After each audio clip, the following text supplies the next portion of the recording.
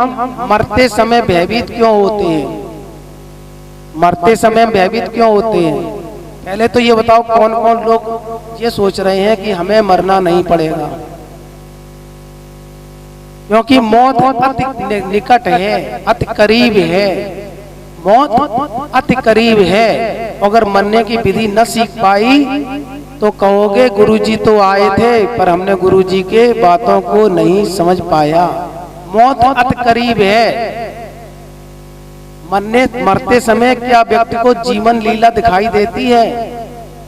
क्या ये बात सही है?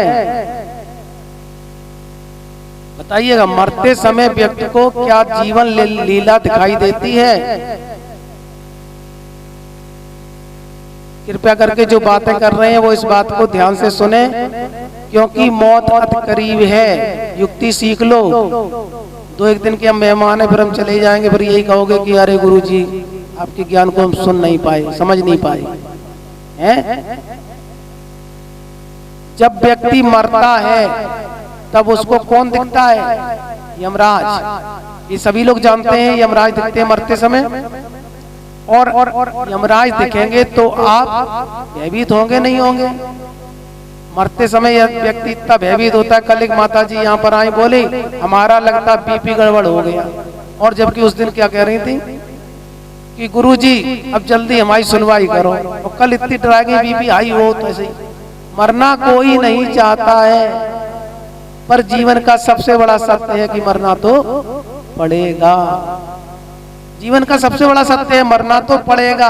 चाहे दैया मैया करके मरो और चाहे हंसी खेल से मरो।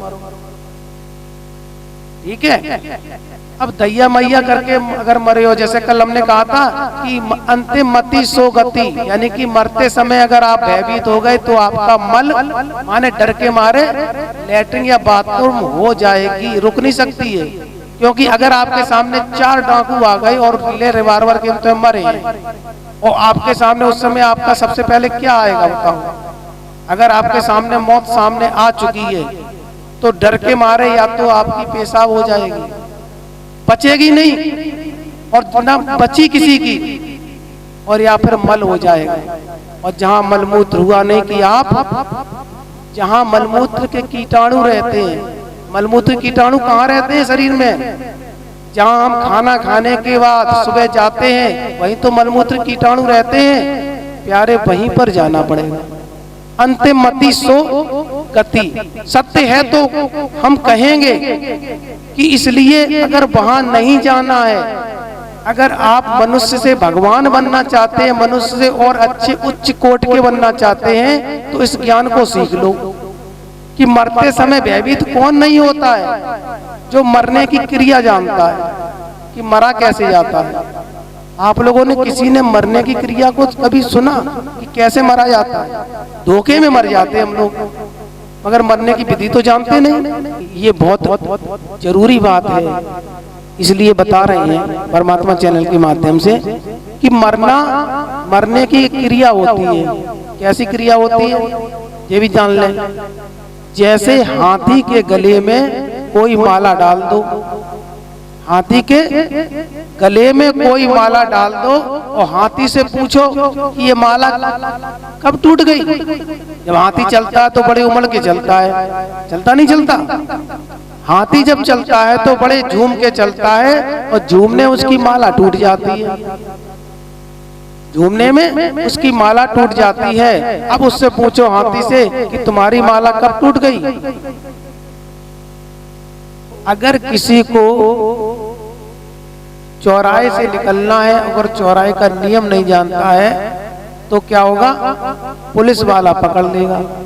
जैसे हम मोटरसाइकिल पे जा रहे हैं और अगर हम जानते हैं, जैसे हम किसी चीज का नियम नहीं जानते हैं तो कोई भी हमें ठग सकता है। चौराहे पे होमगार्ड वाला खड़ा मिल गया, उसने कहा अपना मोटरसाइकिल रोको, तुम्हें रोकनी पड़ेगी।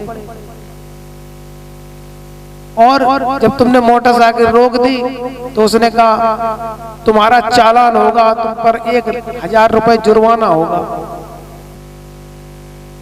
तो प्यारे, अगर आप लोग सुने ध्यान से तो बहुत अच्छी चीज बता रहे हैं कि जब आप किसी चीज का नियम जानते हैं तो आप कहीं डरते नहीं है, क्योंकि आपको जो मौलिक अधिकार दिए गए हैं, क्या अधिकार दिए गए?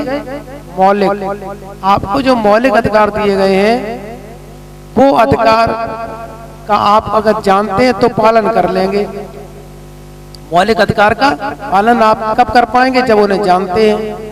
तो आपका अधिकार है कि अगर कहीं जा रहे हैं और आपके कागज सही हैं तो आपको डीएम भी अगर रोकेगा, या डीएम से बड़ा एसपी क्यों ना हो, डीएसपी क्यों ना हो, अगर आपके कागज कंप्लीट हैं तो आपको कोई ठग नहीं पाएगा, आपसे रिश्वत नहीं ले पाएगा। अगर कागज गड़बड़ है तो कोई ले ले तो बात अलग है। ये आप अगर नियम जान गए तो फिर क्या आपको कोई ठग पाएगा? अगर नियम नहीं जानते तो एक होम गार्ड वाला भी आपको ठग लेगा।